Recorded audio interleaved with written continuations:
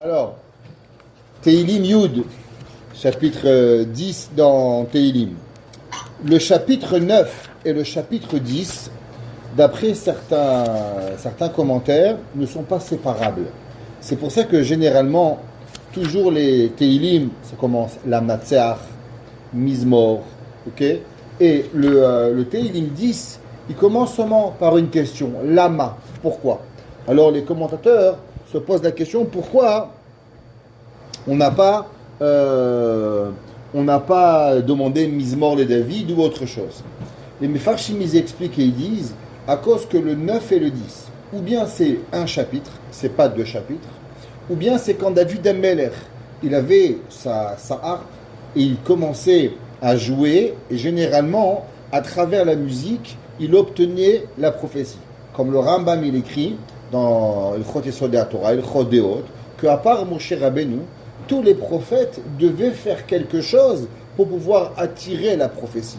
Et parmi eux, généralement, c'était la musique. Yeshaya, Navi, il écrit, il dit Kenagen hamenagen, de la façon que jouait le joueur de musique, ouais, ainsi venait la prophétie à la personne. David Ameler, c'est pour ça qu'il allait dans les champs, il était tout seul, pour s'éloigner de tout le monde, et à travers sa musique, alors il recevait la prophétie.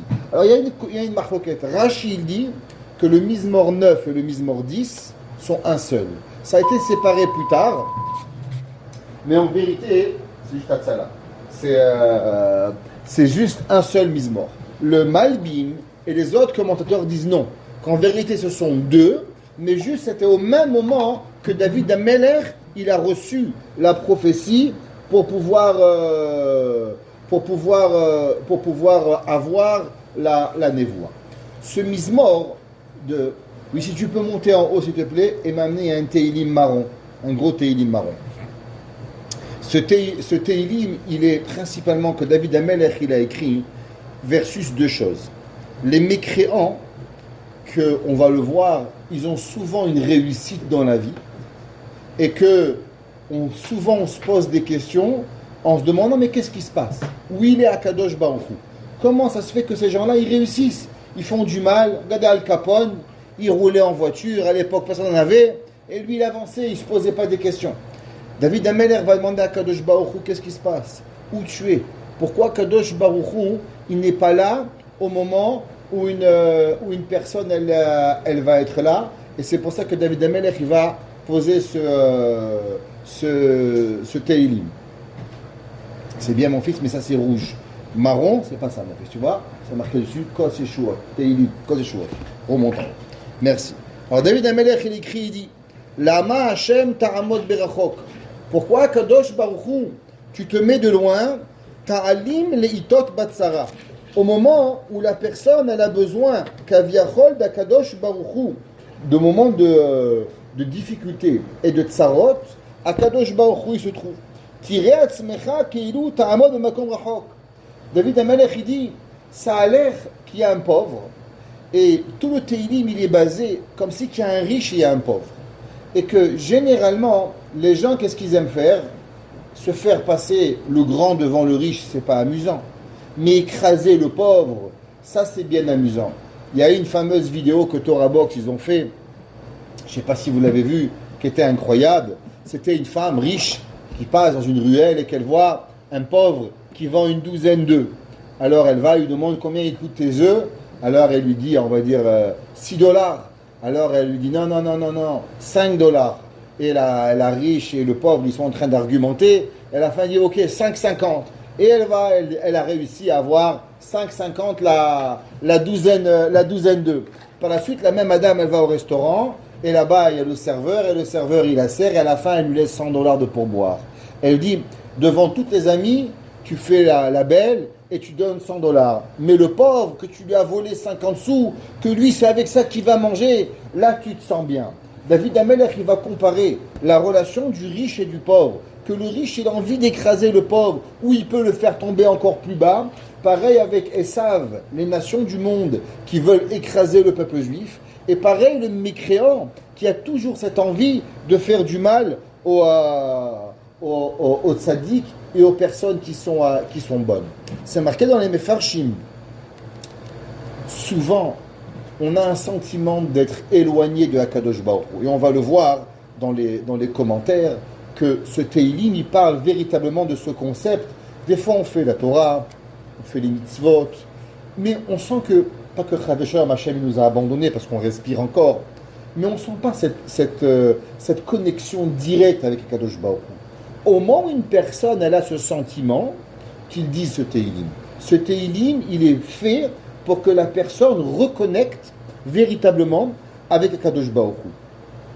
Pareil, des fois, même dans la Torah, il faut savoir, même les plus grands érudits, on voit la Gemara raconte que Rabbi Eliezer, le Rabbi Elazar, le fils de Rabbi Shimon ben Yochai, à un moment, sa tête ne fonctionnait plus, et il a dû sortir pour aller prendre l'air. Ça veut dire que des fois, le cerveau n'arrive plus à fonctionner. Un de nos plus grands maîtres, Rabbi Chaim de Brisk. Rabbi Chaim de Brisk, il a un moment dans sa vie, il ne pouvait plus étudier. Et il avait des maux de tête terribles.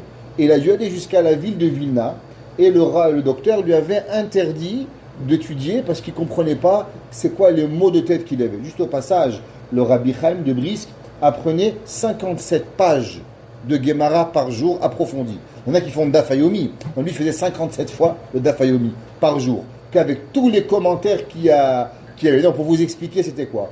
Et à la fin, le médecin essayait par tous les moyens, il ne trouvait pas ce qu'il avait. Et un jour, il dit, ok, vous allez aller étudier, et je veux voir, qu'est-ce que vous faites quand vous étudiez. Et le Rav Chaim de Brisk s'est assis sur une chaise, et le docteur a vu qu'il mettait ses poings sur ses tempes, et il mettait une tellement grande pression en étudiant, que le sang n'irriguait plus le cerveau, et c'est pour ça qu'il avait des douleurs cérébrales qui étaient terribles. Et à la fin, le docteur a dit, si vous voulez étudier, je vous attache. Et ils ont attaché les mains de Rav Chaim de Brisk à la chaise pour qu'il puisse étudier. C'est-à-dire que même des fois dans la Torah, une personne, elle a pas la facilité. Des fois ça vient facile, des fois on écoute un cours, une seconde ça passe. Le même rabbin, le même style de cours, demain tu comprends pas. Et le surlendemain, on a une baisse. Un de nos grands maîtres, Rav Yaakov Meir Scherter. Rav Yaakov Meir Scherter, c'est aujourd'hui un des grands leaders chassidiques du monde. Il est un chassid Breslev, mais tous les plus grands rabbinim du monde vont le voir. Ça veut dire du rabbi de Gour jusqu'au rabbi de Vijnitz, tout le monde va le voir. C'est un homme, je dirais, il est humain parce qu'il respire, mais il n'a rien d'humain, croyez-moi. Il était marié et à l'âge de 40 ans, sa femme a fait une dépression sévère. Et il va vivre avec cette femme pendant 40 ans. Mais quand je vous dis dépression, malade des nerfs totalement. Et il va avoir 3 enfants qui étaient malades, handicapés. C'est un rave, vous le voyez, vous ne croyez pas qu'il a le moindre souci. Il était le Baal Tokea, il sonnait le chauffard à Rosh Hashanah. Et pour lui, sonner le chauffard, c'était quelque chose d'extraordinaire. Pour vous dire, moi je l'ai écouté, il sautait des bonds d'1,50 m. Il était Rosh Shiva à l'âge de 37 ans, la Yeshiva des Mekoubalim à Yerushalayim Ashar Hashamayim. C'est-à-dire tous les plus grands secrets kabbalistiques du Harizal, il les connaissait à 37 ans. Il les enseignait. Et donc vous imaginez quelle préparation c'était pour venir sonner le chauffard. Et un jour, il prend le chauffard, et il commence à faire les prières, et au moment, il y a un petit enfant à Vienne qui dit « Papa, maman va très mal, il faut que tu viennes à la maison. » Rav Yaakov Meir, il pose le chauffard, il part, il y avait tout Yerushalayim qui venait l'écouter. Le Minchat Yitzhak, Rav Yitzhak Weiss, le Rav Lau, tous les rabbanim venaient l'écouter. Et le Rav qui raconte cette histoire a dit, le pire, c'est quand le Rav il est revenu, il avait un sourire sur son visage, comme si il ne s'était rien passé. C'est-à-dire un contrôle de soi à un niveau, c'est pas il était bon, je suis parti m'occuper de ma femme, ça m'a gonflé. Avec une joie, il est parti, il est revenu, il n'a pas sonné le chauffard, une autre personne a sonné, je fais ce que Dieu me demande. J'ai une femme, je dois sonner le chauffard, je sonne. Je dois m'occuper de ma femme, je m'en occupe. L'un ou l'autre sont égales. Pour moi, il n'y a rien, ça ne change rien. Je fais ma avodat Hashem. Et c'est ce niveau de Kedusha. Aujourd'hui, il a 94 ans, le Rav Yaakov Meir Scherter, quelqu'un qu'on ne peut pas imaginer. Il a écrit un livre, plusieurs livres. Et un de ces livres, là-bas, il dit comment on devient un grand Torah. Comment une personne, elle devient une grande personne de Torah. Généralement, ce qui détruit et ce qui éloigne beaucoup d'enfants et beaucoup de personnes dans la Torah, c'est quand les personnes, ils se disent « Rabbi, j'ai étudié, mais ça ne marche pas. Je vois le rabbin, lui, il comprend tout rapidement. Moi, pour comprendre un texte, ça me prend 2 heures. On perd l'envie de l'étude de la Torah. Beaucoup des élèves de Yeshiva arrêtent d'étudier à cause qu'ils perdent l'envie d'apprendre. Il dit le Rav Yaakov Meir Scherter, il faut savoir qu'on ne pourra grandir en Torah seulement et uniquement quand une personne va décider que je vais étudier même si je n'ai pas envie. Il dit parce que le Yetzer Hara, pour t'empêcher d'étudier, il ne fait qu'une seule chose, t'enlever l'envie d'étudier. Mais le jour où tu te dis, qui a dit qu'il faut avoir envie d'étudier? Je dois étudier parce que Kadosh Baruch Hu m'a dit. Est-ce qu'une maman, elle a tous les jours envie de cuisiner? Je suis sûr que non. Et pourtant, tous les soirs, il y a un souper. Est-ce qu'un papa a tous les jours envie d'aller travailler? Laurent, tous les jours on a envie? Je crois pas. Mais on sait qu'on a une parnassa à faire, on a des responsabilités à faire, on sait qu'on a un métier, et on va et on le fait. Il dit le Rav Yaakov Meir Scherter, le jour où la personne elle décide, je n'étudie pas parce que j'ai envie, j'étudie parce que Akadosh Baruch Hu m'a demandé. Pareil pour la prière. Il y a des gens qui disent, moi je prie quand ça me tente. Bon, ce matin ça me tente de mettre tes filines, je les mets. Bon, demain c'est pas trop envie. Bon, on verra quand on les mettra. Non, tu mets les filines parce qu'Hachem vient demander. Tu couvres la tête parce que Hachem t'a demandé de couvrir la tête. Tu fais Shabbat, pas parce que quand tu as envie. Tu fais Shabbat parce que Akadosh Baruch Hu te demande. Le jour où on décide que quoi qu'il arrive, je fais telle chose, que j'ai envie ou j'ai pas envie, c'est là que Akadosh Baruch Hu, s'il le voit que tu le fais, il t'ouvre les portes et tu n'as plus jamais pas envie. Je répète, il dit, le jour où tu fais cette décision et tu la mets en pratique, que même si tu n'as plus envie, tu le fais, c'est là que Akadosh Baruch Hu, il t'ouvre les portes que tu n'as plus jamais pas envie. Et il dit, sache qu'aucun grand maître d'Israël n'est arrivé où il est arrivé avant d'avoir pris cette décision. Ça veut dire qu'il n'existe pas un rave qui n'a pas eu dans le monde un moment, un sentiment de dire ça et c'est pas pour moi. Mais à la fin, il a dit c'est oui pour moi. Et il a continué à le faire. Je vais juste vous raconter une histoire. Un des grands maîtres du peuple juif qui est décédé dans le 21, juste au début du 21e siècle, s'appelle le Shevet Halevi. On dit souvent, je vous ramène des commentaires de livres de lui. Il a écrit 10 volumes sur les responsa, et il a écrit 5 livres sur la paracha. Il a écrit un livre, un des plus grands érudits. Ce Rav, a voulu aller à la Yeshivat Lublin, à Chachmei Lublin. La Chachmei Lublin, c'était la yeshiva la plus élitiste qui existait. Pour entrer à la yeshiva, il fallait être capable de se faire interroger sur 400 pages de Gemara par cœur. C'est-à-dire, tu ne connaissais pas 400 pages par cœur, je dis par cœur, mot à mot, Gemara, Rashi, Tosfot, et tu ne rentrais pas, tu ne connaissais pas, tu ne rentrais pas. Quel âge avaient les élèves? Ils n'avaient pas 40 ans, ils avaient 15 ans. Pour entrer à la yeshiva, tu devais avoir 15 ans et connaître 400 pages de Gemara. Ok? Le Rav Shapira, c'est lui qui a inventé le Daf Yomi. Okay? C'est son idée, le Daf Yomi à Rav Shapira. Alors le Rav, il y a Shevet Halevi, le Rav Wosner, Shmuel Levi Wosner, il rentre à la yeshiva, il y a un test. Il va pour faire le test et il rate le test. Connaît pas assez bien, on lui dit non. Alors il demande au Rav, Rabbi, est-ce que je peux au moins dormir à la yeshiva? Le Rav lui dit non. La yeshiva, c'est réservé pour les Bachurim. Tu n'as pas été accepté, tu ne dors pas à la yeshiva. Il dit, mais où je vais dormir, moi? Moi, j'ai 15 ans, je ne connais rien. La yeshiva dans la ville de Lublin, en Pologne. Moi, je ne suis pas d'ici.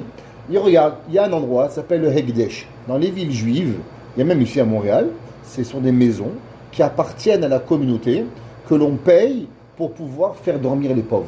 Donc il y a des gens qui ramassent l'argent, il y a toutes sortes de personnes là-bas. Ça s'appelle le Hekdesh. Et c'est à Montréal, on a 3 basements comme ça, où il y a vraiment des endroits où on fait dormir. Donc il va dormir là-bas. Le Rav,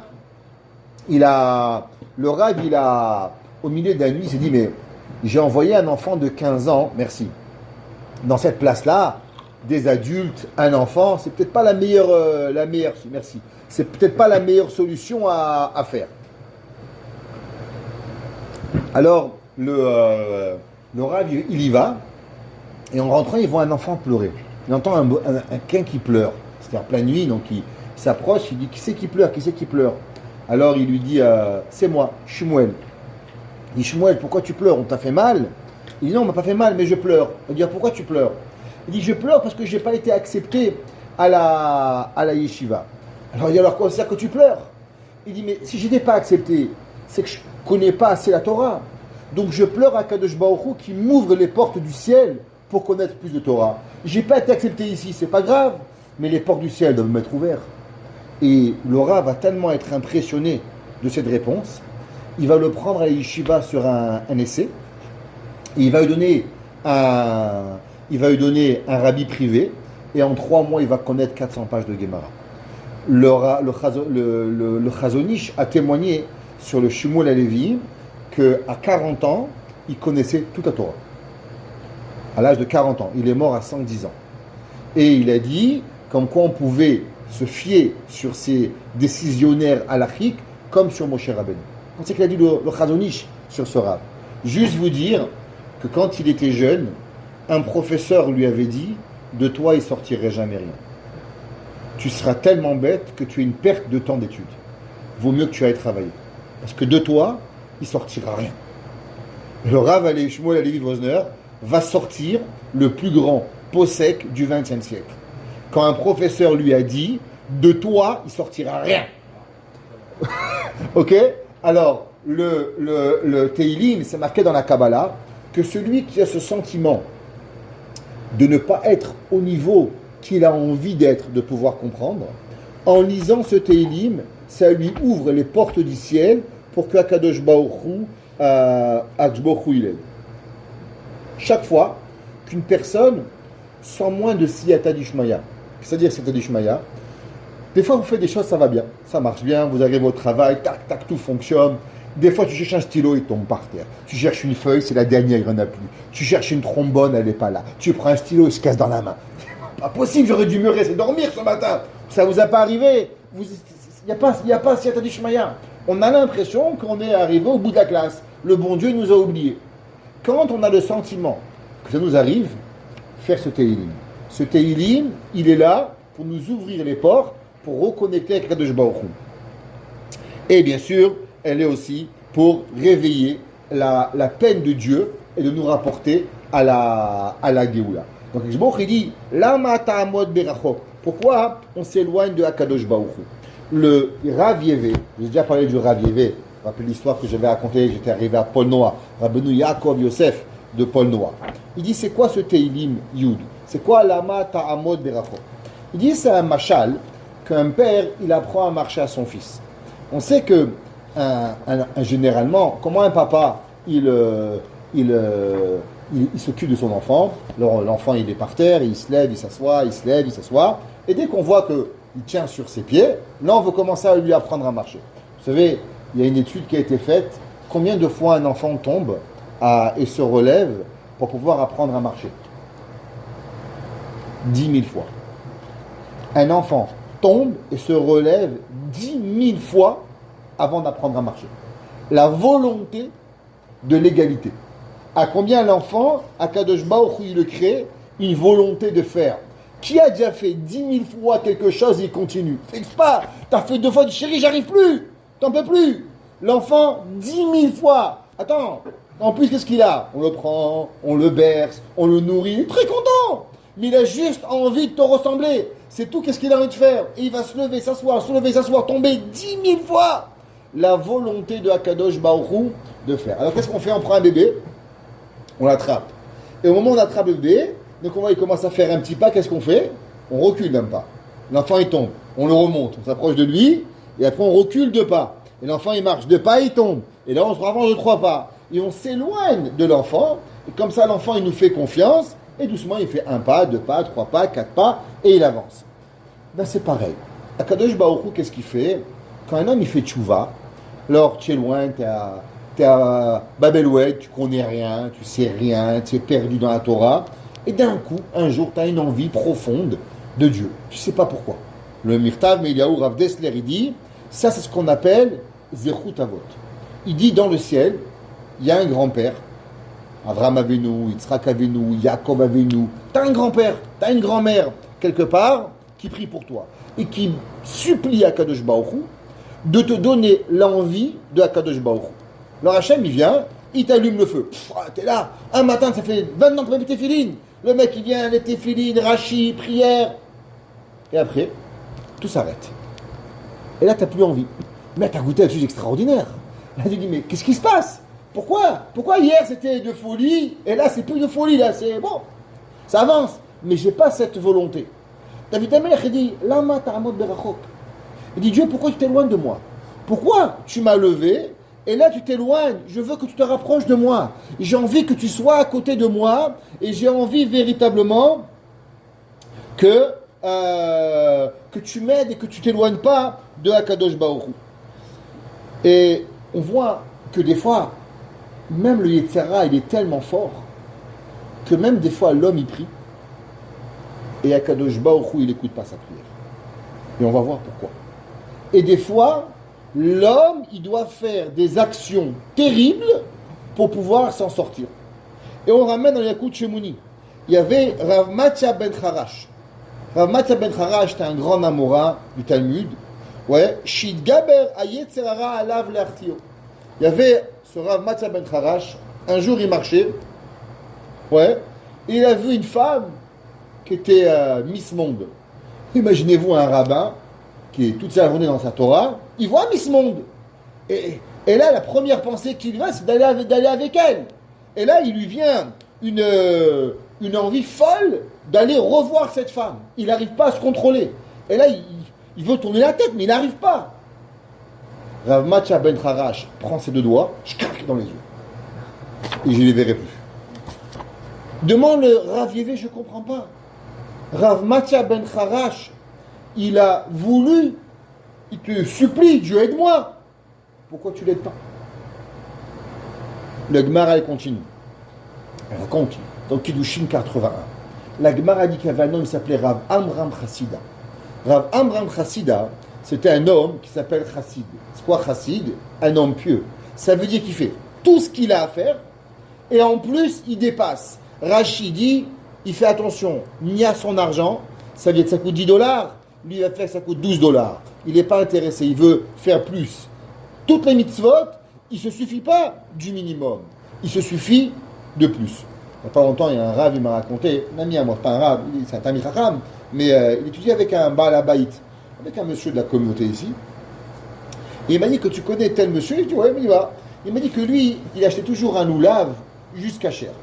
Chaque fois il arrivait, les gens ils dépensent 200, 300, 500. Lui il va au magasin, c'est cachère, Chazakou Baruch, merci Baba et Charlie, je ne suis pas intéressé d'avoir plus. Alors il lui a demandé pourquoi tu dépenses. Il dit regarde, dans la vie il faut savoir s'arrêter. Si tu as $100, tu peux avoir à 200. Si tu as 200, il y a des pubs à 300. Il n'y a pas de fin. Moi, la halakha, je respecte, et chez Tanoulav, un étrog, ça y est, je fais pas le surplus. Alors son ami lui a dit, tu as raison. Si tu habitais dans l'immeuble sur Van Horn, dans un 4,5, j'aurais dit que tu as raison. Mais regarde, tu roules dans Lexus, tu habites au Outremont, une maison qui coûte $2 millions, je comprends pas. Tu sais, il y a des Porsche, il y a des Ferrari, il y a des Rolls-Royce, il y a des voitures plus. Je t'ai pas suffi la plus petite. T'as pas dit, puisque je peux pas avoir la Rolls-Royce, je pas la Lexus. T'as upgrade quelque part d'avoir une Lexus. Tu peux pas avoir la maison de Céline Dion, mais t'as acheté une maison quand même qui vaut $2 millions.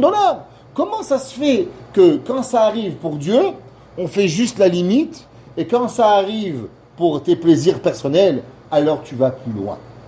Et tu sais quoi? Tu as raison, et à partir de maintenant, je vais faire mieux. Alors, ce monsieur a écouté le Moussard. Rav Amram Chassida était un homme qui ne se suffisait jamais du minimum. Il faisait toujours le maximum qu'il pouvait.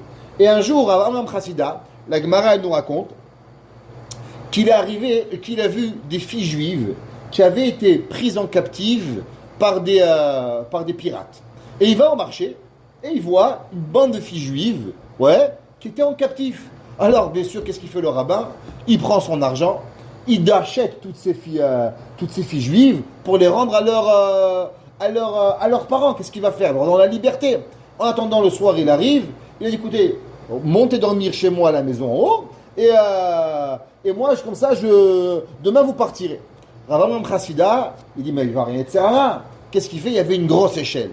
L'échelle était énorme, il fallait plusieurs personnes pour pouvoir bouger l'échelle. Il appelle tous ses copains, il dit venez, on prend l'échelle, on l'enlève, comme ça je n'ai pas d'Yetzerara d'aller, on répète, c'est des femmes qu'il a payées pour libérer, il a vidé ses poches, il a enlevé l'échelle pour pouvoir ne pas avoir du Yetzerara. Donc quelque part, il y a une envie d'être une bonne personne qui va se créer. Et au milieu de la nuit, qu'est-ce qu'il dit? Il dit, ah, j'ai bien eu le Yetzerara, je suis plus fort que lui, Baruch Hashem.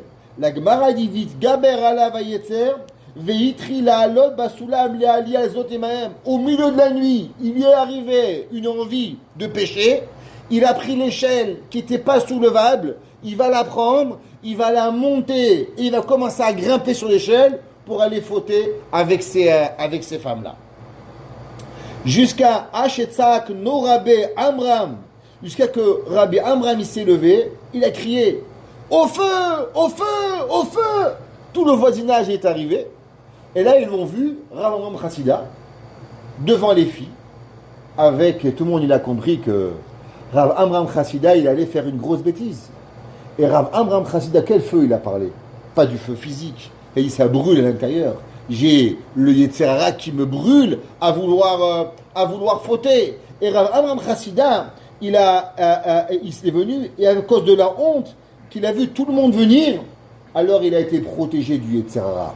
La question est quelque part, comment c'est possible que Akadosh Baruch Hu, quelque part il s'est éloigné un peu de ces personnes-là, quelque part que Akadosh Baruch Hu, il les a pas écoutés, parce que comme on a dit, il s'est éloigné, il a payé, il a fait des efforts. Où il est Akadosh Baruch Hu? Comme on voit, David Ameler, toute sa vie, qu'est-ce qu'il a demandé à Dieu? Il dit, on dit à Avraham, Elohé Yitzhak, Elohé Yaakov. Une table à 3 pieds, c'est pas beau. Regardez, on a une table à 4 pieds. Il dit, moi j'aimerais qu'on dise aussi Elohé Yaakov. Moi j'aimerais qu'Akadosh Baruch Hu, on dise le Dieu de Yaakov. Akadosh Baruch Hu, il lui a dit, on ne peut pas avoir parce qu'il faut des épreuves. Il dit, donne-moi une épreuve. Il dit, l'homme qui demande des épreuves, comme ça que le Maharal il dit, quand Dieu te donne une épreuve, Dieu te donne aussi la force de le vaincre. Mais quand toi tu demandes l'épreuve, tu n'as pas siyata d'ishmaya. Tu ne reçois pas l'aide divine pour pouvoir véritablement te sauver. Et c'est pour ça que David Ameler, il va tomber. Malgré qu'il ne va pas faire Eshet Ish, le Gemara dit que tout celui que David Ameler il dit qu'il a fauté, il se trompe, mais il en reste c'est que tout le monde a dit que David Ameler a fauté. Et qu'il a fait un petit peu du Chilul Hashem avec Bathsheba. Nimsa ou et Sarah le Adam meod, kishitgaber ha Yetzera Adam verotze lachtio. Des fois, le Yetzera, il veut nous manger. Des fois, voilà. Des fois, il veut pas nous manger, mais il veut toujours nous manger le Yetzera. Ouais. Et là, on se demande, mais où il est Dieu? Pourquoi Kadosh Baruch Hu il n'est pas là pour m'aider? David Amelech il dit, Lama ta'amod berachok. Tu vois que je suis en souffrance. Pourquoi tu m'aides pas? Pourquoi tu es pas en train de m'aider? V'akadosh Baruch Hu mit'alem imenu. Et on a le sentiment comme quoi Kadosh Baruch Hu, il n'est pas là pour pouvoir nous sauver de la main du Yetzerara. Azei bikesh shelo italem ashin barach mina adam be'etzara keshit gaber ha-Yetzerara alav. Il dit le Rav Yevé, ce Tehillim 10, il a été composé pour ça. Au moment où la personne, elle voit qu'il devient faible par rapport au Yetzerara et qu'il a envie d'être une bonne personne, mais pourtant le Yetzerara il est plus fort que lui, Lama ta'amod berachok. Faisons ce Tehillim. Ce Tehillim ouvre les portes pour que Akadosh Baruch Hu se rapproche de nous. Veyoter lama ta'alim le'etol betzara rak oshe'a la'adam betzara shmitgaber ha'yetzerara alav. Mais il demande le Rav Yevé, et là la réponse c'est à tomber par terre. Je l'ai même souligné parce que je n'arrivais pas à croire, il l'a lu 10 fois pour être sûr que j'avais bien lu. Il dit, viens, on va reprendre. Rav Amram Chassida, il monte sur le feu. Rabbi Chia, Rav Matya Bacharash doit se crever les yeux. Avant de se crever les yeux, il a sûrement dit, Hachem, aide-moi. S'il n'est pas arrivé, il s'est crevé les yeux. Il a dit, Hachem, s'il te plaît, fais-moi, et ça n'a pas marché. Il a dit, pourquoi Hachem ne les a pas écoutés? Pourquoi pas? Et écoutez la réponse. Bien sûr, il faut prendre cette réponse avec un grain de sel par rapport à leur niveau, mais ça va nous expliquer à nous pourquoi. Des fois, on prie à Kadosh Baruch Hu Et à Kadosh Baruch Hu, on a l'impression plutôt que Hachem écoute pas nos prières. Et il dit, Ve'efshar, et peut-être, Bishvil Shemidga et Adam. Il dit, tu sais, il y a un élément que tu dois savoir. Vous savez, je ne sais pas si vous avez été au Kotel, mais au Kotel, il y a deux genres de sentiments. Il y a des gens au Kotel qui sont bien. Ils peuvent rester au Kotel des heures. Et il y en a des gens, au bout de 5 minutes, ils ne tiennent pas au Kotel. Allez, on part. Mais je comprends pas, je suis chez Dieu, pourquoi tu veux que je parte? Qu'est-ce qui se passe? Un de mes amis, le Rav Brezacher, le Rav David Brezacher, il a dit la chose suivante. Il a dit, vous savez, la Gemara a dit qu'il y a une place où Akadosh Baruch Hu, il ne va jamais bouger. C'est le Kotel Amaravi. Mais Olam, lo zaza shechina mi Kotel Amaravi. De jamais, la présence divine ne va bouger du Kotel Amaravi. Ça veut dire, tu peux mettre des poubelles, si tu veux, au Kotel Amaravi, comme ils ont fait les Arabes, avant qu'on arrive en 48, c'était un dépotoir, le Kotel Amaravi, vous savez ça. Ils ont fait là-bas dépotoir public. Et là-bas, les gens faisaient même leurs besoins pour blasphémer Mais c'est pas grave. La Shrina n'a pas bougé. Akadosh Baruch Hu, il a promis. Il y a une autre Gemara qui dit qu'au moment où un homme il a de l'orgueil, alors Akadosh Baruch Hu, il dit, toi et moi, on ne peut pas vivre ensemble. Ou toi ou moi. Bon, Dieu ne va pas tuer tous les orgueilleux. Donc généralement, qu'est-ce que Dieu il fait quand tu es orgueilleux? Il se replace, il se bouge un petit peu pour te laisser. Mais il y a un problème, c'est qu'au côté de la Maravi, il ne peut pas bouger. Parce que c'est marqué Me'olam, lo zaza shechina, à jamais la Shrina, elle a bougé du côté de la Maravi. Tu ne peux pas. Donc au côté de la Maravi, il y a deux choses. Ou tu te casses, ou tu te casses. Mais il n'y a pas des deux choses. C'est où tu vas casser ta gava, et tu vas dire Dieu il est grand, et tu arrives à rester au côté de la Maravi, ou bien, il faut que tu te casses. Parce qu'Hachem ne bougera pas pour toi. Et c'est pour ça qu'il y a des gens qui ne supportent pas le kotel. Ils sont tellement orgueilleux qu'ils n'arrivent pas à supporter le kotel. Il dit, le Rav Yevé, bien sûr, avec un grain de sel et à un niveau des deux rabbins qu'on vient de parler, de Rav Matia Bacharash, de Rav Amram Chassida et de David Amelech. Que David Amelech, il a dit, Ani rima vetola'a herpat ishvelo adam. David Amelech, il a dit, je suis un vermine par terre, la honte de l'humanité n'est pas un homme. Il dit, Ve'efshar bishvil shemitga'e à Adam. Tu sais des fois pourquoi tu pries à Dieu et Dieu il t'écoute pas? Il dit, ben c'est simple, parce que tu es un orgueilleux. Et comme tu es orgueilleux, Akadosh Baruch Hu, il n'est pas à côté de toi. Ve'Hashem itbarach eno shore al ba'al gava. Dieu, il n'est pas avec toi. Il dit, quand l'homme il a le sentiment que Dieu il n'est pas avec lui, et il prie, Dieu s'il te plaît, la parnassa, Dieu s'il te plaît, fais-moi, Dieu s'il te plaît. Mais je ne comprends pas. C'est marqué dans Tehillim, Karov Hashem lechol korav hashikraou behemet, que Kadosh Baruch Hu il est proche de tous ceux qui l'appellent. Moi tous les jours je demande Dieu, rends-moi riche. Et je n'ai pas marché encore. Qu'est-ce qui arrive? Il avait ta raison. Mais peut-être c'est l'orgueil. L'orgueil est tellement forte que l'orgueil, elle amène la personne à ce que véritablement il ne peut pas arriver à la prière. Pour comprendre cela, on va comprendre une Gemara dans Masechet Brachot. La Gemara dans Masechet Brachot 31.2. La Gemara dit, c'est vraiment Shulchan Aruch, c'est halakha, comment un homme doit arriver à la prière. Alors, aujourd'hui, on est au téléphone. Ouais, va, tu achètes, tu vends, tu donnes, tu fais. Ouais, t'inquiète pas, chérie, je reviens. 3 kilos de tomates. Ah, je vais dire, là. Non, ça ne marche pas comme ça. La Gemara, elle dit que la prière, elle ne peut pas arriver entre 2 kilos de tomates. C'est pas, chérie, qu'est-ce que tu veux, je t'amène à souper du sushi? Ok, j'arrive. Ah, chérie, oui, commence le rabbin, j'arrive. Non, c'est pas le sushi, la prière. La tefila, elle doit être se préparer. La Gemara a dit à Amit Palel, Tsarich shi kaven et tibol hashamayim. Le Shulchan Aruch, il dit qu'un homme, avant de prier, il doit se libérer de toute conscience matérielle. Le Shulchan Aruch, il ne parle pas pour les rabbins. Il dit que l'homme, il doit s'enlever de la matière totale et d'arriver pratiquement au niveau angélique pour que l'homme, il arrive à prier à Kadosh Baruch Hu. Hachem, il se déplace des mondes d'en haut pour venir dans les mondes d'en bas et t'écouter. Prends au moins le respect de lui parler correctement. Prends au moins le respect de pouvoir arriver à la prière. Une des raisons, vous savez, que Tosfot, dans Masechet Brachot, il dit pourquoi on fait les corbanotes depuis le matin, on commence à faire les corbanotes, toutes les prières qu'on fait avant Hodou, Psuké des Imra. En vérité, tout ça, c'est pourquoi on aurait pu seulement commencer à dire Baruch She'amar, Ishtabar, Shema Shmona Esri. Pourquoi toute cette prière? Tosfot, il dit la raison à cela, c'est pour que l'homme il se met dans un mood.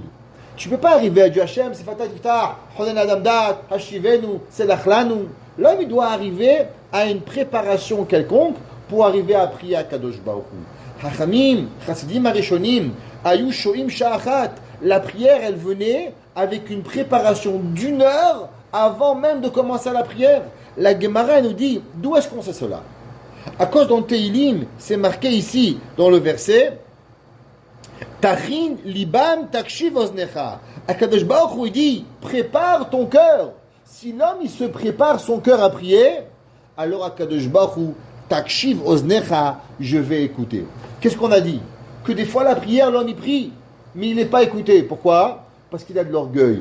Il y a d'autres choses. Que des fois, si l'homme, il n'a pas la kavana nécessaire, alors automatiquement, il ne va pas arriver. C'est une des raisons, vous sachez, que le Baal Hatanya, vous voyez, le Baal Hatanya chez les Chabad, ils ont la coutume de prier tard. Pourquoi? Pas parce qu'ils dorment jusqu'à 9h30. Peut-être pas aujourd'hui, peut-être qu'ils font Fabringen. Ouais, Fabringen. Ok? À Torah Bok, non. Mais la vraie raison, c'était quoi? C'était pour que l'homme, il puisse vraiment arriver à la prière. Il devait se préparer à étudier. L'homme, il arrivait et il passait Teilim, il se préparait avec des psaumes, il préparait dans l'étude de la Kabbale, pour que quand il prie, il se sent connecté avec Akadosh Baruch Hu.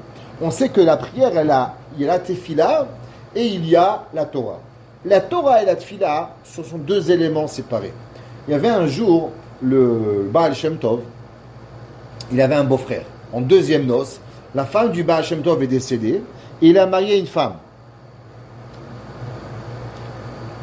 Cette femme, elle avait une sœur, que cette sœur a été mariée avec un grand rave. Ce rave, il s'appelait le Noda Biyuda, Rab Yecheskel Lando.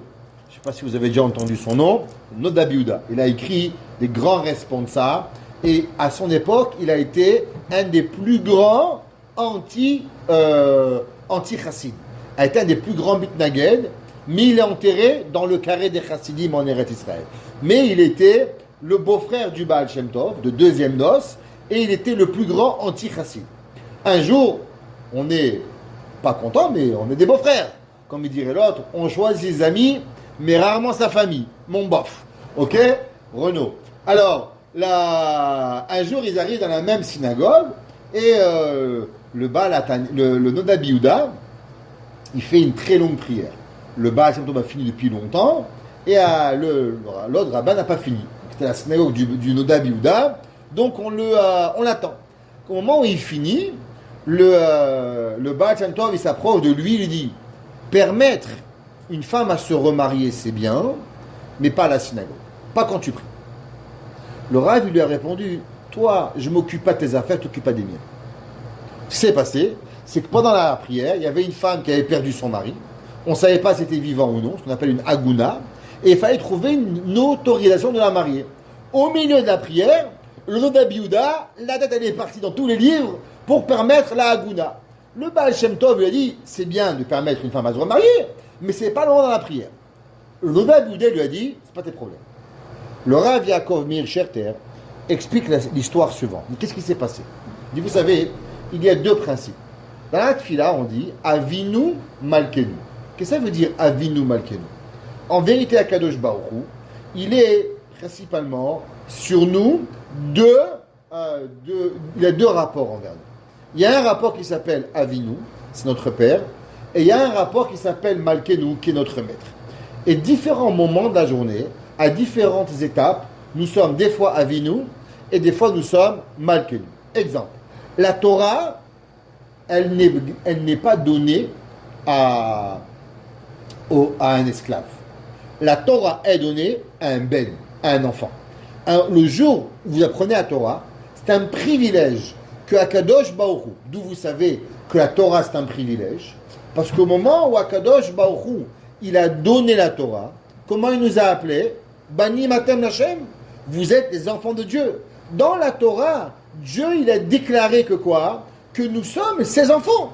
Donc la Torah c'est un rapport enfant-papa. C'est la Torah, c'est beau. Pour la Torah, il n'y a personne qui écoute un cours de Torah qui ne sort pas emballé. Pourquoi? Parce que la Torah, c'est l'enlacement que Akadosh Baruch Hu, il a avec toi. Hachem, il te parle. Pourquoi un goy n'a pas le droit d'étudier la Torah? C'est un sourd, c'est un voleur. La Gemara a dit Torah tzivalanu Moshe Moracha. La Torah que Moshe t'a enseignée, la Gemara dit Atikre Moracha comme héritage. Et la Meorasa, elle est comme fiancée avec nous. Et si un goy étudie la Torah, c'est comme si qu'il couchait avec la fiancée d'un autre. Elle n'appartient pas aux goyim. La Torah appartient aux juifs. Ils n'ont pas cette chaleur d'amour de la Torah. Il existe seulement dans le peuple juif. À l'opposé, la prière, c'est quoi? Hachamnu, Bagadnu, Atachonen. La prière, c'est on demande, on supplie. Qui c'est qui supplie? C'est un serviteur en versus son maître. C'est Malkeinu. Le Baal Shem Tov, il a dit à Dieu, tu sais, il a dit à Rabbi Yehuda, tu ne peux pas mélanger les mondes. Quand tu étudies la Torah, tu as un fils. Quand tu pries, tu as un serviteur. Il faut prier ou étudier.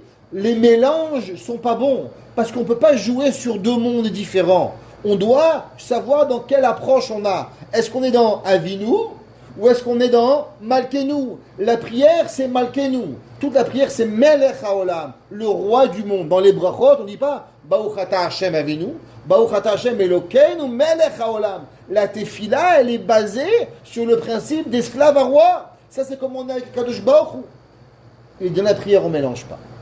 Le Rabbi Yehuda, il lui a dit non. Le but est de se rapprocher d'Hachem. Si des fois, je me rapproche à Hachem à travers Malkeinu, et des fois je switch avec Banim, Dieu, Avinu, c'est pas grave. Tant et aussi longtemps que je me rapproche de la Kadosh Baruch. Mais Behemet, le Baal Shem Tov, il a dévoilé quelque chose d'extraordinaire. Rabbi Nachman de Breslev, son premier enseignement, on appelle ça la Torah de Rabbi Nachman, l'enseignement, la première enseignement, elle est basée sur cette histoire. Pourquoi? Rabbi Nachman, il dit que l'homme, il doit étudier, il doit prier, étudier, et encore une fois, il doit prier. C'est que la tfila, elle doit être enlacée en Torah, tfila, Torah. Tu étudies, tu pries et tu étudies. Ça veut dire que tu ne peux pas les séparer. Tu ne peux pas être que dans Banim ou que dans Avadim. Il faut interrelier les deux. Torah, tfila, Torah. Tu étudies. De ta Torah, tu fabriques une prière.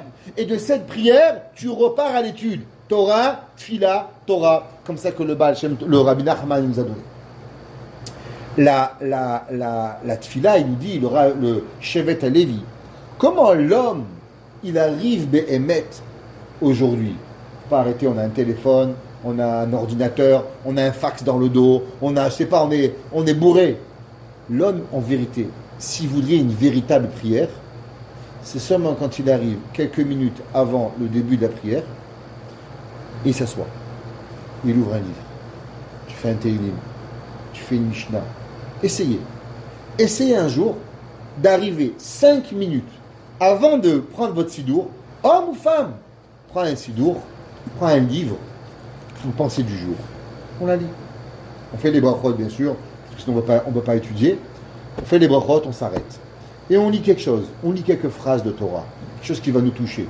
Et après, on la referme et on prie. Vous allez voir comment la prière, elle n'a plus le même goût. Parce que cette étude, qu'est-ce qu'elle va nous faire? Comment on expliquer? Elle nous approche comme un papa qui nous a enlacés. Quelqu'un qui t'a pris, qui t'a enlacé, il peut te mettre une gifle après. C'est pas grave, comme dit le chanteur français. C'est tellement plus mignon de se faire traiter d'eux en chanson. Ouais, quand tu as un homme, il te chante. Quand un homme, il t'embrasse, tu peux tout accepter. Pourquoi? À cause qu'il te prend dans les bras. La tfila, ça peut être dur. La tfila, tu réfléchis à Kadosh Baruch Hu. Je suis bête. À Kadosh Baruch Hu, donne-moi, fais-moi tchouva. Tu réfléchis. Mais quand tu as précédé cela avec la Torah elle nous enlève de tous nos besoins matériels. Alors on peut se défaire complètement et après on y arrive. Il dit ça le pasuk, Tachin libam, takshiv oznecha. Préparez-vous. Comment on se prépare? Eh bien on se prépare à travers la préparation. Maintenant, on est déjà dans la tefila et le but de chacun de nous, c'est qu'Hachem il écoute nos prières. Parce que on ne va pas prier Shachrit, Mincha, Ma'ariv pendant 70 ans parce que tu ne vas pas être écouté. C'est qui la personne qui va vouloir prier des heures et des heures et des heures et pourtant, je crois que j'ai jeté quelqu'un, et pourtant ne pas être écouté dans sa tefila. Alors il nous dit le Shevet HaLevi, et il nous dit la chose suivante. Hachem il écoute d'après de tout le monde. Aval yesh dvarim sheme'akevim ka'abat hatefila. Il y a des choses qui t'empêchent que la prière rentre. On a dit tout à l'heure, l'orgueil, même au niveau de ces grands maîtres qu'ils avaient, bien sûr, nous on est 100 fois plus orgueilleux qu'eux, millions de fois plus qu'eux, mais à leur niveau ils avaient de l'orgueil, et ben ils ne sont pas arrivés, ça les a empêchés. Ve'echad me'em, il y a un verset dans Iyov, et après on expliquera une halakha qui ira dans le Kaf HaChaim au nom du Harizal. Est écrit dans le verset dans Iyov, Alo Hamas Bekapi Vetfilati Zacha. Il dit verset dans Iyov, tu sais, ma main n'a pas de vol, et c'est pour ça que ma prière, elle a été écoutée. Il nous dit le Shevet HaLevi, qu'il y a des gens qui prient toute leur vie, et pourtant, il faut savoir que malheureusement, les prières ne sont pas écoutées. Vous savez pourquoi? Il dit du fait que ces gens-là, ils ont du vol dans leurs mains.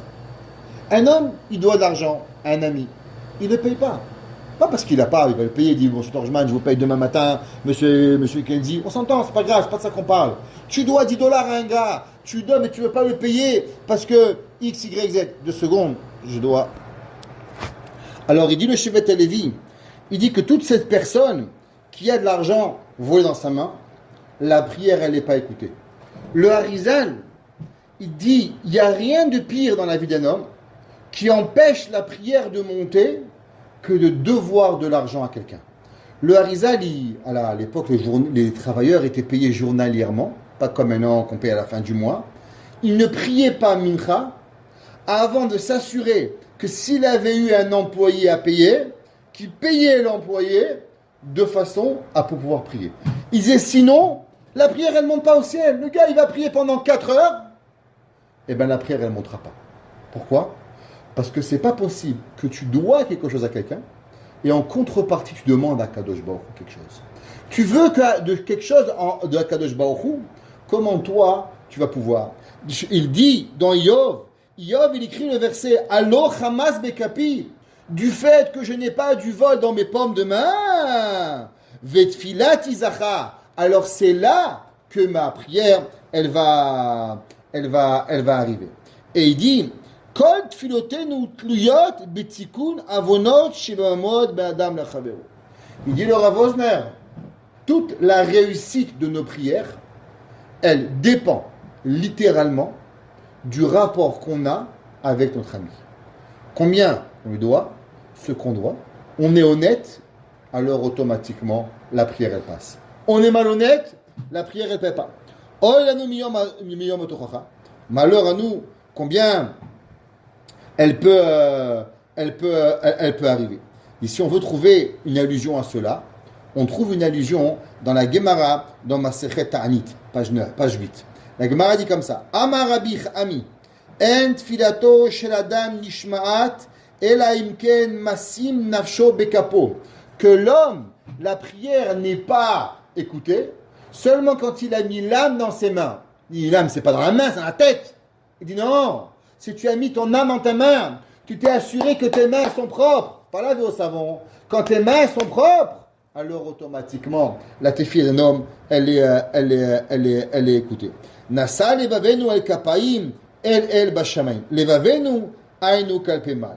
Juste rapporter ce qui est écrit aussi au nom du Harizal, qu'il y a quelque chose qui est important à savoir, qui empêche la prière de monter, qui est le port du Sha'atnez. Vous savez, une des halachot dans la Torah, de ne pas mettre du lin et de la laine. Le lin et la laine sont interdits. La raison pourquoi c'est un chok, il y a plusieurs raisons qu'on pourrait dire, mais on ne sait pas vraiment lesquelles. C'est vraiment un chok. Ce qu'on sait que normalement on dit, c'est que, vous savez, il y avait Caïn et Hevel. Caïn et Hevel se sont séparés le monde. Caïn, il a pris les animaux, et Caïn, il a pris les animaux, il a pris la terre, et Hevel, il a pris tous les animaux. Ce sont comme ça séparés le monde. Et Caïn, il a dit à Hevel, alors lève-toi du monde, le monde m'appartient, tu dois voler dans les airs, toi et tes animaux. Ils sont arrivés jusqu'aux mains, et ils se sont tués. Maintenant, c'est quoi le lin? Le lin pousse de la terre. La laine, elle est sur les animaux. C'est, en un mot, la machloket Caïn et Hevel. C'est aussi ce qu'on appelle, entre le lin et la laine, le lin pousse de la terre, ce qu'on appelle aussi quelque chose de pnimi, quelque chose qui est d'intérieur.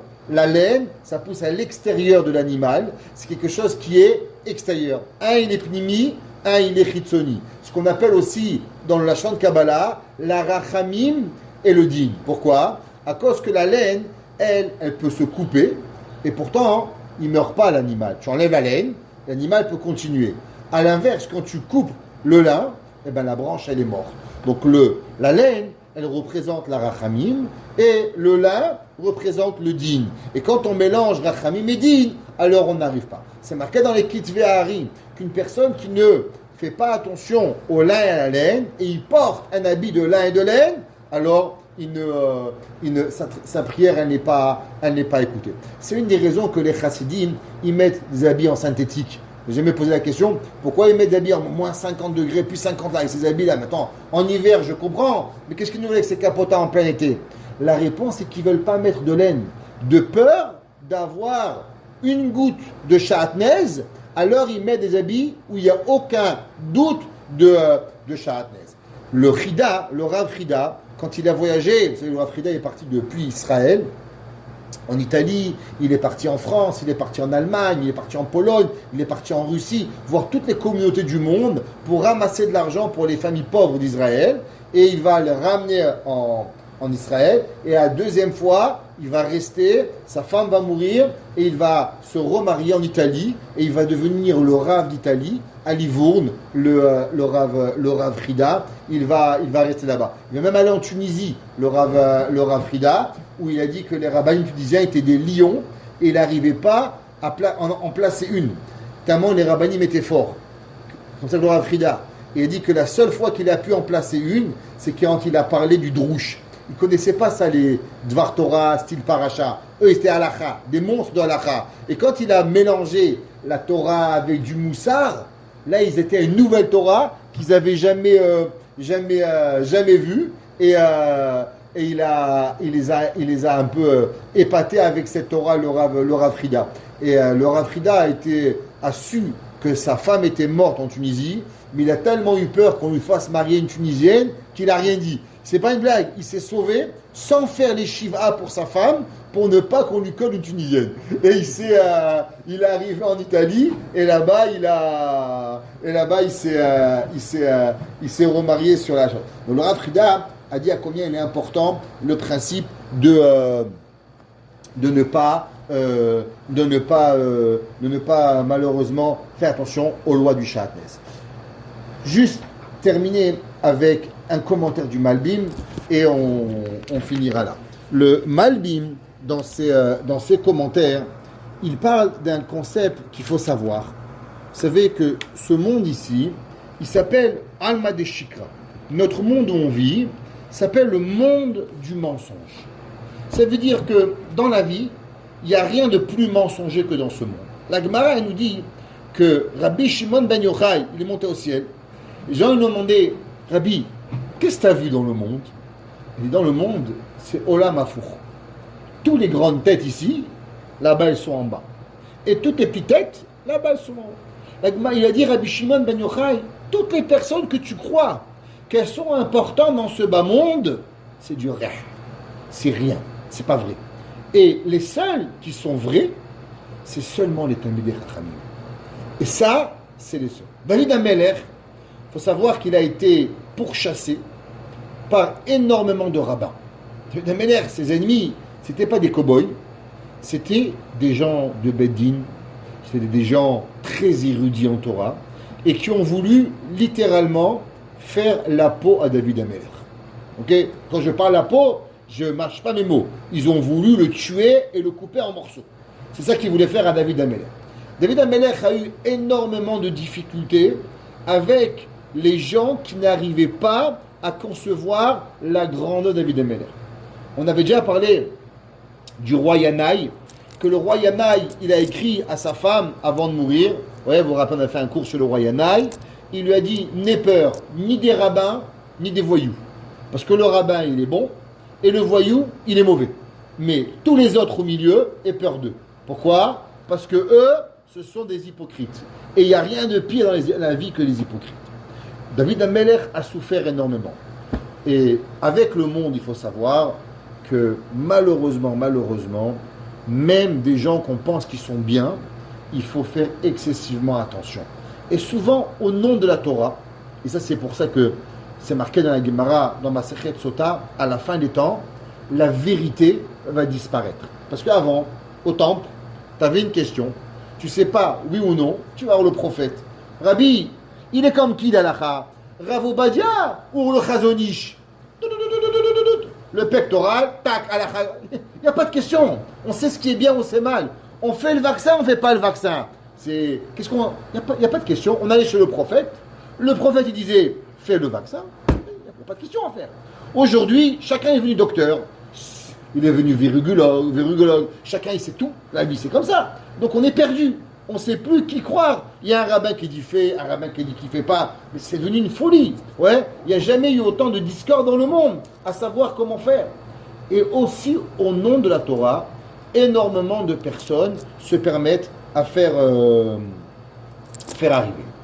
C'est quoi une définition d'un rachat? Il dit le Malbim. Chacun de nous, on a des envies. Celui qui n'en a pas, c'est pas vrai.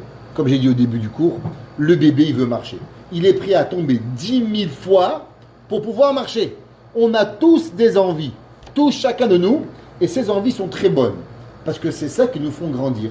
Un homme, il réfléchit, il dit, moi, je veux être un bon papa, il se marie. S'il n'avait pas d'ambition, il resterait chez sa maman, sur son pouce, sa mère le nourrit, c'est tout. L'ambition, elle fait que tu pars de la maison, elle fait que tu fais des études, tu vas à la synagogue, tu pries mieux, tu deviens un meilleur juif. L'ambition, elle nous fait avancer. Mais, généralement, on n'arrive pas au sommet de nos ambitions. On arrive, généralement, à 50% de nos ambitions.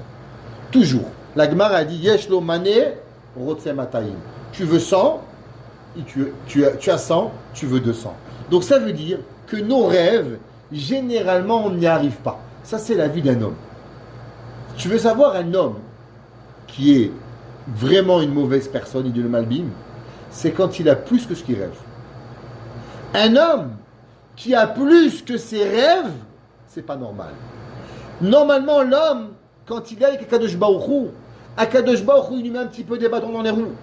Un homme que sa vie entière, elle avance, et ça va bien, et ça marche. Moi, je connais un gars, c'est un jour religieux, il a plein de bâtiments. 100% de bâtiments, ils sont remplis. Aucune perte d'argent. Mais t'imagines, je suis un bon gestionnaire. Je dis, moi, ta place, j'aurais très peur de ton Olam Haba, mon frère. C'est pas normal. Tu as une réussite qui est pas normale. Akadosh Baruch Hu, normalement, il éloigne la personne et il approche la personne.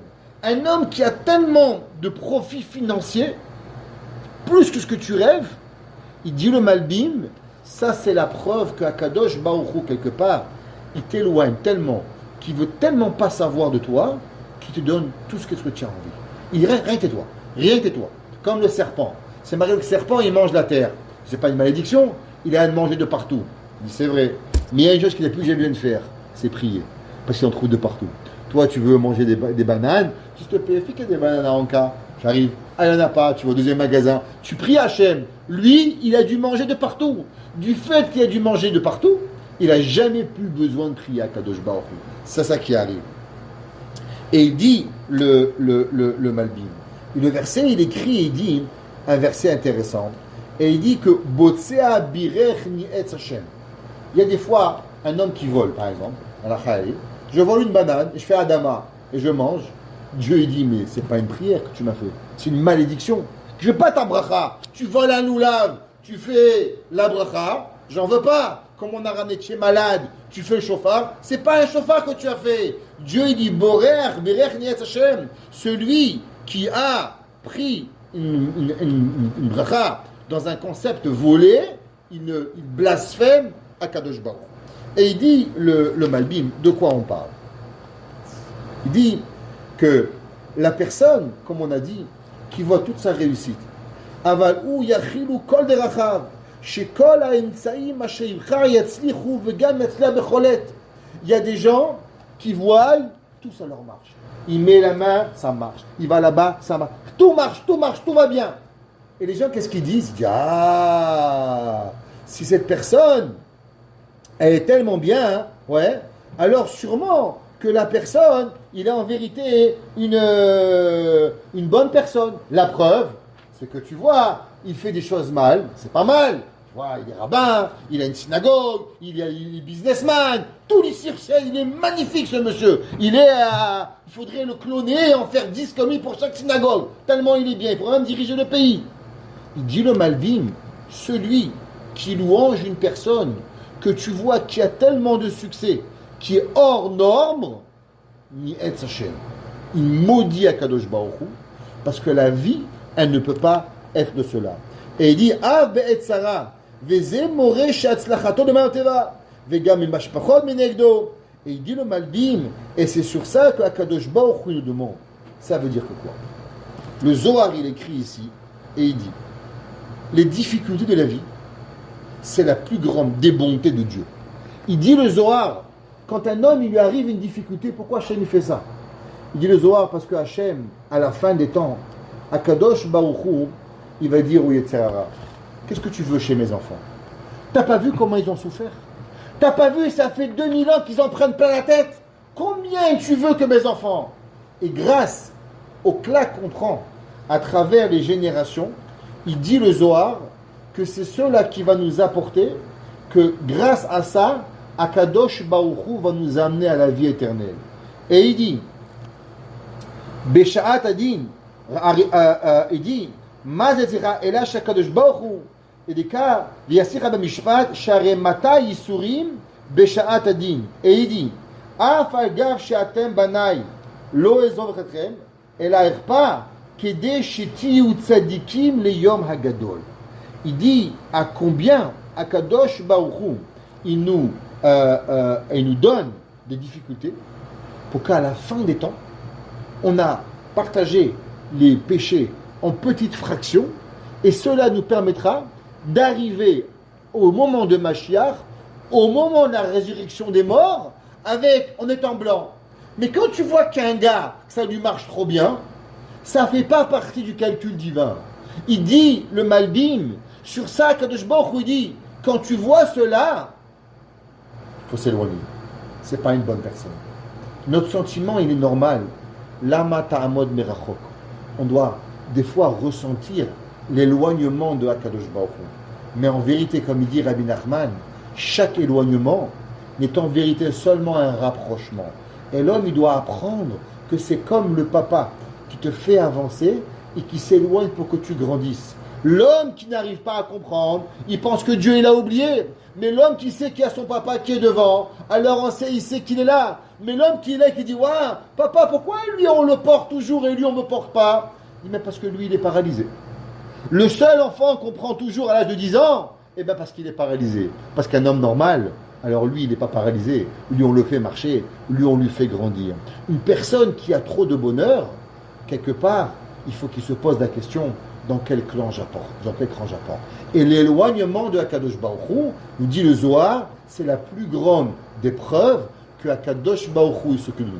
Que l'on puisse voir, pas seulement l'éloignement de Dieu, mais qu'on puisse voir aussi le rapprochement de Akadosh Baruch Hu, et que l'on puisse voir tous ensemble, de nos propres yeux, avoir la santé, la parnassa, tout ce que Akadosh Baruch Hu nous donne, et qu'ensemble, on ressent véritablement qui kirvat Hashem mitov, vraiment le rapprochement divin. Baruch Hanai Leolam. Amen ve Amen.